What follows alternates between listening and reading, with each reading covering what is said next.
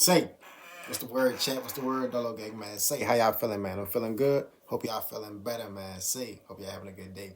I ain't gonna lie, appreciate y'all with 68 subscribers, man. Say, what I'm about to say, I ain't gonna lie, be diving in to a millionaire and his car collection. I ain't gonna lie, he ranking his car collection. Y'all seen the title. I ain't gonna lie, I ain't gotta really say too much on the title. I ain't gonna lie. Just say, me personally, if y'all seen the last video on that Ferrari, what you need to do for own a Ferrari, I'm not gonna lie. I was mind boggled by that. No bat. You know what I'm saying? Hope y'all enjoyed this video, man. Say, and yeah, let's get straight into it, man. Let's go. Today I am brutally ranking. And this video is like 24 minutes. So I'm gonna cut it into two parts. 12 plus 12 is 24. So we're just gonna rack to 12 minutes, part two. So when we get to 12 minutes, it's going to part two. So let y'all know. I hope y'all like my hat too, G, bro. My 47 all my links in the description too, bro. $1 million car collection. It has certainly been a journey along the way collecting these cars. There's absolutely some cars that did not live up to the dream. Some of these you're definitely not going to agree with. Some of these you will, but we're going to get to that in a second. I never drove the car or owned the car to really know.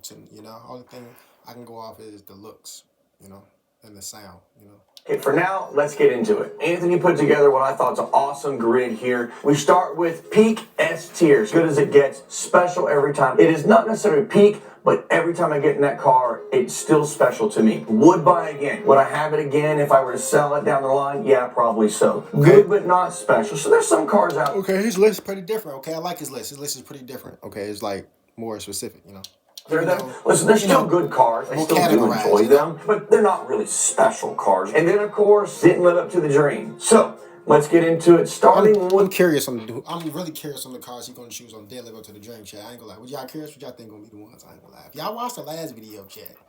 That last video was crazy. I ain't gonna lie, chat. That last video it was a lot of money involved, bro. My SF90XX. I really didn't know what to expect from this car. Before it comes out with this XX car. God damn, what is? Ooh, wait, this don't crazy though, chat. I ain't gonna lie. On paper, it's only got, what, 15 or 30 more horsepower or something like that. Yeah, it's got some aero. First time they've done a fixed wing since the F50. But how much of that is just kind of gimmicks, if you will? I really didn't expect this car. And then, of course, the price point, it's over $1 million MSRP, and they're selling for crazy numbers right now. This car is proof that Ferrari still $2 million. God knows how to dial it up to like a 12. They absolutely took the SF90 that I would say can be a bit numb to drive. Is it fast? Of course it's fast. Hell, a Tesla Plaid is really fast. Doesn't mean it brings out my emotions and is exciting to drive. And the SF90 kind of fell in that category for me. The XX is absolutely fantastic. It's raw. It screams at you. It drives really hard. Handles amazing. So this one's an easy one for me. This one here is special every time. Okay, chat. Ferrari. You know what's crazy about the LaFerrari is it's now 10, 12 years old. Everything illegal. Dang, the LaFerrari 10, 12 years old. You wouldn't even expect that. That's crazy. Chat. Playing about a 296 or an SF90 or any other hybrids from any of the other brands. You don't experience any of that in this car. That natural aspirated V12. This car is absolutely phenomenal to drive. It's the best of the Holy Trinity. It's absolutely peak S tier car. Peak S tier, okay. Ooh, you know what I'm saying? Okay. Don't forget, chat. You can't just go right. Can you? Jumping into the latest and greatest hybrid from Lamborghini, the Formula. No, I'm saying this Lamborghini, boy. Oh my God, it's a Revolto too. I know exactly what that is, boy. Bro.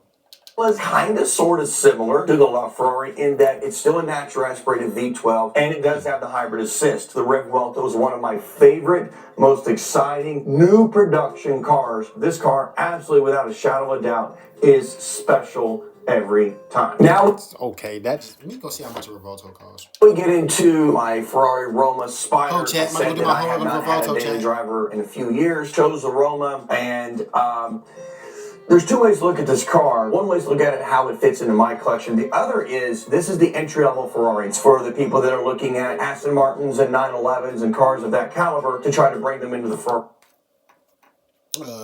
Joe cost $600 to $4,000, chat. God damn, chat. For a brand. That being the case, if this was your very first Ferrari, it doesn't live up to the dream. It's not going to click the boxes in your mind that a Ferrari is all about. Now, we get into the Lamborghini Diablo 6.0. This is the very last variant of the Lamborghini Diablo. I think they made 300. This don't really do it for me, chat. I ain't gonna lie. If I ever see it in person, I don't know. I think it's just the back of this car for me. The back is probably just ugly for me. I'm not 34 of these total. This is the first car put out.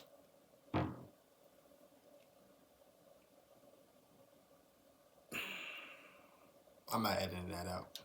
Out by Audi under their ownership. They bought Lamborghini in 1999. Gated manual V12. I'm not editing that out. Have debated about this, and we've landed on this fact. Of every car in our collection, the Diablo 6.0 absolutely has the best interior of any car. Not only that fantastic drivetrain, gated manual, but the interior, the way the dash swoops. The interior go crazy though, chat.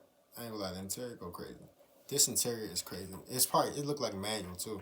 I think he said that. I ain't really pay attention to what he was talking about. I'm looking at the car though. But this interior go hard. Across those swooping lines, you've got true analog gauges right in front of you, and then you've got that line that goes just above it, the swoop of the dash up there that's got all your little warning indicators and high beam and turn signal indicators. It is the coolest interior of any car I've ever owned, and it is peak S tier, no question. This is one of the best driving experiences from Lamborghini ever. My Ferrari 296 Challenge race car. I have raced the 296 Challenge car, which is their new car, this whole season, getting geared up going in the next season. My coach is a 6-time world champion. He has been coaching race car drivers since 1995. And he coaches people in the Lamborghini Super Trofeo series, Porsche Cup series, McLaren, you name it. He says every single time the 296 Challenge car is the best race car of that caliber in its class. I agree. It is absolutely unbelievable what this car can do. So for me, peak. See, I don't really know too much about the race cars, chat. I'm not gonna lie. I don't know. I gotta really dabble with the race cars. Now we just watched a whole lot of race cars. The race car videos, like what, a day or two ago, I've been uploading a lot of race car videos. I feel like y'all, what am I saying, chat? I see that y'all like that. Like those videos, and I appreciate that. You know what I'm saying? Shout out y'all, man. All day long, S tier, absolutely. 2005 Ford GT, my favorite true end of the era analog driving car. That car is absolutely incredible. I actually just learned today, who was it, Anthony, the M2K Motorsports guys took their Ford GT. Of course, they tweaked it and beefed it up quite a bit. But at the Texas Mile, they achieved 300.4 miles an hour. Damn. 300 miles per hour? How much horsepower is in the car to hit 300 miles per hour? In a Ford GT. Totally analog car.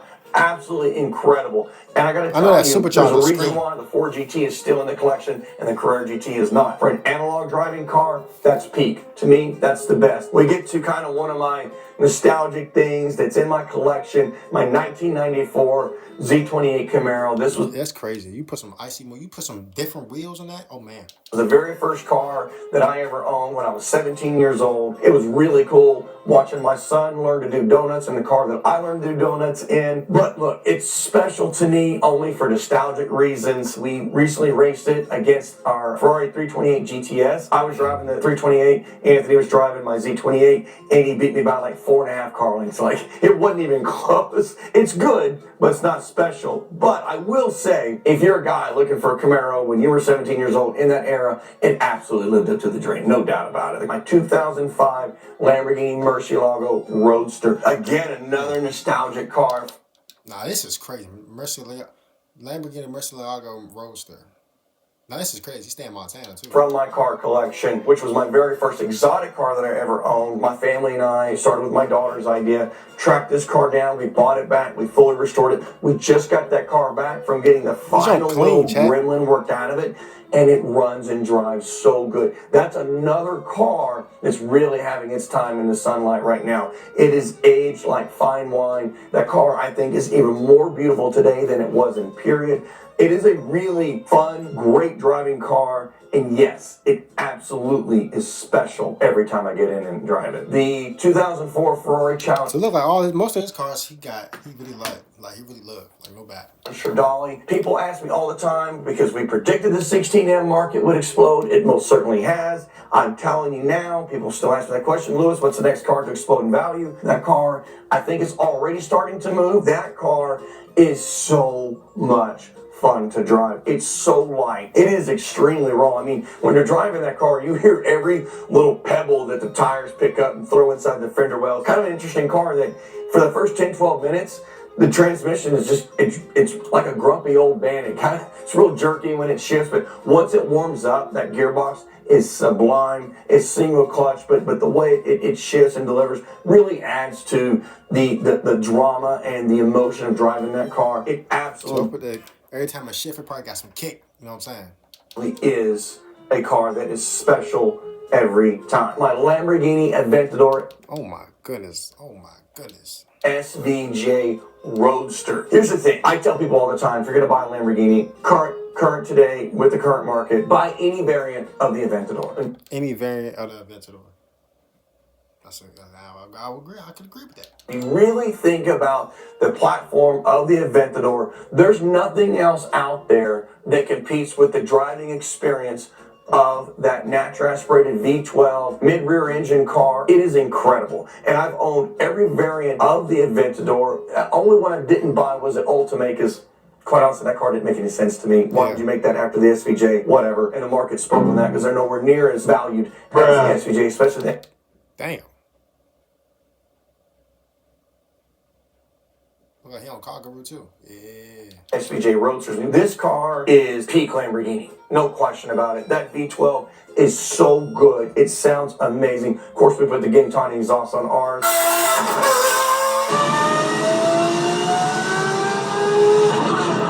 Damn. You talk about a I ain't gonna lie, chat. I'm just like enthused with the video, chat, because I love cars, chat. If you subscribe to my channel, you love cars too. car that brings out emotion. Nothing brings out more emotion than a big screaming V12 Lamborghini Aventador. And this car does it all. You roll up, it's got the drama with the doors that flip up, it's got the looks, it's got everything. It literally checks every box. This 100% is peak Lamborghini. It is definitely one of my peak S-tier cars in my collection, no doubt. My 2011 599 GTO. This is obviously the raw, lightweight, stripped down variant, front mid-engine V12 from Ferrari. We've got the 599 GTO, then of course there was the TDF, and then the 812 Competizione. I could have had any one of those cars. There's a reason why I specifically chose the GTO, and there's a reason why I don't. The exhaust, these don't sound crazy though, Chad. Have you ever heard one of these?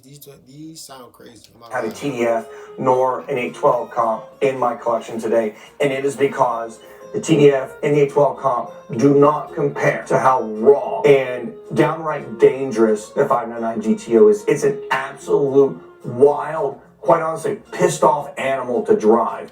That thing, it sounds pissed off. Like, if you hear that car sounds pissed off. Like, chat.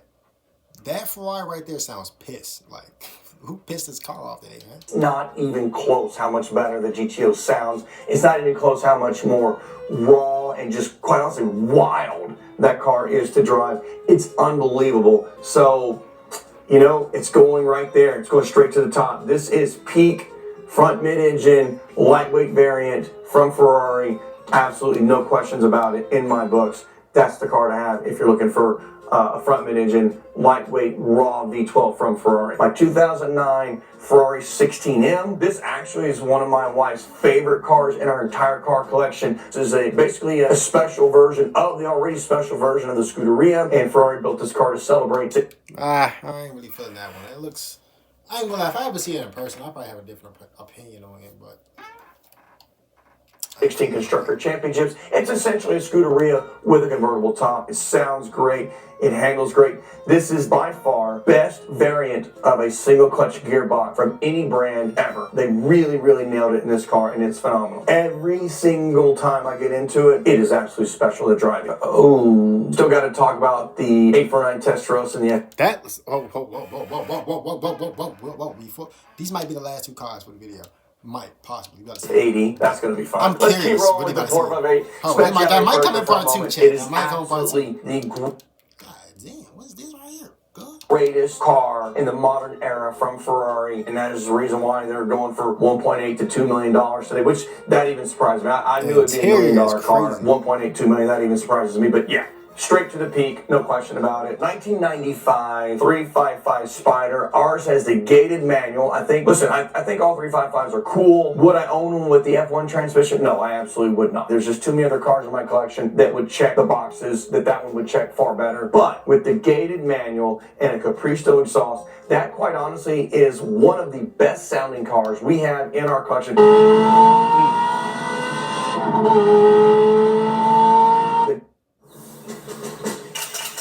Is the star of the show with that car, that and that amazing exhaust. It's a fun car to drive. It's fast enough to be fast, not so fast that you can't ring out every gear and rev it up to the top and really have an absolute blast. Is it special? No, it's not a super special car, but it's a really fantastic car. If for some reason that car got sold in our collection today, I absolutely would buy that car again. 1986, I believe it is, 328 GTS. Look, so a bunch of buddies and I don't like this right here, chat. And we decided to buy these cars, kind of doing the throwback to the Magnum PI. Yes, I know. It's just the headlights. 308, the 328. It's just. I don't really like cars with headlights like this. It's just, I don't know why. It's something about the head. If the headlights pop up like this, chat, oh man. It's a much better car, and it looks basically the same. It's a fun car to drive. God knows it's not fast. Check out our review on that car. The best that we can achieve, 0 to 60 in 8.55 seconds. But it's a good vibes ride. That's what I call that car. It's good, but it's not special. And I gotta be brutally honest about this car. It doesn't live up to the dream. I would have never thought when I was younger that Ferrari ever made a car that could only achieve 0 to 60 in 8.55 seconds. It doesn't have a great exhaust note to it. Runs and drives okay. It absolutely does not live up to the dream. And in that same vein, oh, I can already feel the comments coming on this one here. Before you even say it, all right, that chat, make it to a two-parter because I can tell this video is probably a little longer than expected. So I'm gonna cut it right here. Y'all have a good day and make sure y'all tap the next video after this because it's part 2 on bro safety.